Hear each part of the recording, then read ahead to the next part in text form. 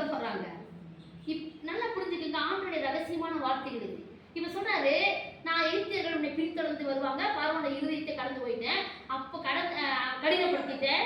இப்போ அவர்கள் இப்போ இஸ்ரவேல் ஜனங்களால மகிமைப்படணுமா, எகிப்தியர்னால மகிமைப்படணுமா? இப்ப சொல்றாரு ஆண்டவரு, நான் எகிப்தியர்களினாலே நான் மகிமைப்படுது. இது எப்படி?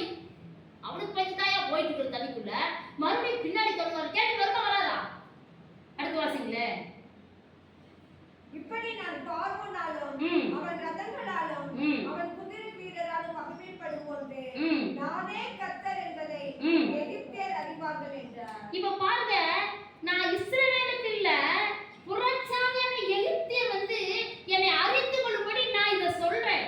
இப்ப மோசேக்கு எப்படி இருக்கும்? என்னடா இவங்க பின்னாடியே நடந்து வரேன்னு சொல்றாரு. நம்ம வழிவிட்டது யாருக்காக?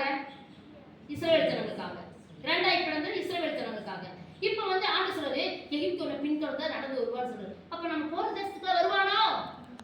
கைகளால் வந்தாங்க, நேற்று மாசத்துக்கு கேட்டோமே, பின்தொடர்ந்துட்டே இருப்பானா? சீப்புங்கிறவங்களுக்கு வந்தா பின்னாடி வந்துட்டே இருப்பானா? நம்ம தோணுதா இல்லையா? எங்க போனாலும் இந்த போற பக்கம் தான் வருதுங்க, போற பக்கமெல்லாம் பிரச்சனை, கரெக்ட் வராது அப்படி சொல்றோம். போற பக்கமெல்லாம் பின்னாடி இருக்கு, சத்துரு உட்காந்துக்கிறான், சாத்தா உட்காந்துக்கிறான் அப்படி சொல்றோம் இல்லையா? நான் பாவி போற பக்கம் ஏறி பாடி நம்ம போற பக்கங்களா என்னை துரத்தது வீட்டை மாத்த சொன்னியே. அல்லேலூயா.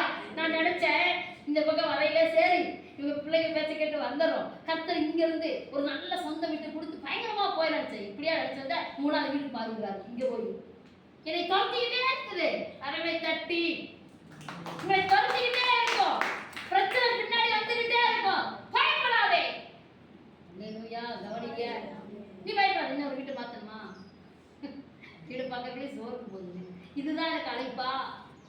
என்னால இப்ப எனக்கு பிள்ளைகளோட ஆயிராங்க. இல்லையா? சரி, என்னதான் மாத்தணும், இவங்களை விட்டுருவாங்கன்னு பார்த்தா அழகா போட் பண்ணி என்னென்ன செஞ்சு பிடிக்கிறோம் எல்லாம் செஞ்சு பிடிச்சிட்டாங்க, வீட்டை காலி பண்ணிட்டாங்க. அப்ப நம்மளை பின்தொடர்கிற ஏத்து இங்க வாசிக்கிறோம் பாருங்க.